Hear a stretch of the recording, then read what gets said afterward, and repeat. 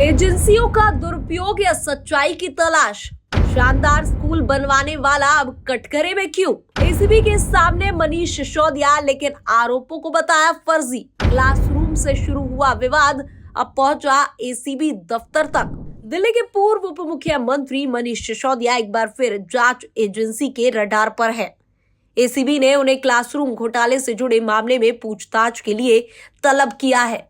ACB office पहुंचने से पहले सिसोदिया ने मीडिया के सामने जो बयान दिया, उससे दिल्ली की राजनीति फिर गर्मा गई है।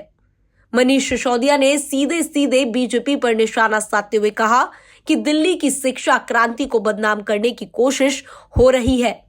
उन्होंने कहा कि दिल्ली में शानदार स्कूल बने, शानदार पढ़ाई हुई, यह सारा देश जानता है, लेकिन बीजेपी राजनीतिक दुश्मनी के चलते फर्जी एफआईआर करवा रही है। सिसोदिया ने एसीबी को राजनीतिक टूल बताया और दावा किया कि बीजेपी ने पिछले 10 साल में हमारी जिंदगी खंगाल ली, लेकिन मिला क्या? कुछ नहीं, बस एफआईआर खेलते रहते हैं। उन्होंने ये भी आरोप लगाया कि ये सिर्फ पब्लिक डिस्ट्रैक्शन का हथकंडा है, जनता के असली मुद्दों से ध्यान हटाने की साजिश हो रही है। मनीष सिसोदिया का बीजेपी को लेकर तीखा तेवर देखिए। पहले देखिए, दिल्ली में शानदार स्कूल बने, शानदार पढ़ाई हुई, दिल्ली में शिक्षा में बहुत शानदार काम हुआ, ये सारा देश जानता है। लेकिन भारतीय जनता पार्टी राजनीति से प्रेरित होकर अपनी एजेंसियों का दुरुपयोग करके इसमें एफआईआर करवाती है। और फिर आज मुझे एसीबी ने बुलाया है, मैं सारी बातें रखूंगा एसीबी के सामने।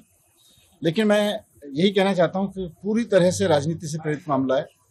भारतीय जनता पार्टी ने सारी एजेंसियों का दुरुपयोग करके पिछले 10 साल में हमारे एक एक नेता की पूरी जिंदगी खंगाल डाली, लेकिन इनको मिला कुछ नहीं है। केवल और केवल फर्जी एफआईआर करते हैं और फर्जी एफआईआर में फिर केस चलता रहता है। होना इसमें भी यही है, कहीं कुछ निकलेगा नहीं। सिसोदिया यही नहीं रुके। सिसोदिया ने खुलासा किया कि बीजेपी सांसद मनोज तिवारी ने उनके खिलाफ जो आरोप लगाए थे, उसी पर उन्होंने मानहानि का केस किया था और अब तिवारी खुद जमानत पर बाहर है। मनोज तिवारी जी ने, जो भारतीय जनता पार्टी के सांसद हैं, उन्होंने मेरे ऊपर ये आरोप लगाया था और जब मैंने उनके ऊपर मानहानि का मुकदमा किया तो वो जमानत लेके अभी जमानत में बचे हुए हैं।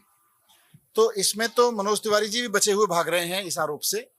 इन आरोपों में कोई सच्चाई नहीं है, पूरी तरह से झूठा केस है। लेकिन मैं सोचता हूँ ये भारतीय जनता पार्टी वाले कर क्यों रहे हैं ये सब?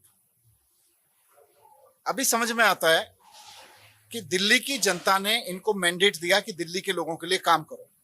काम तो करना बीजेपी वालों को आता नहीं है। सिसोदिया ने कहा कि आज बीजेपी के अपने कार्यकर्ता भी दिल्ली की हालत पर नाराज है।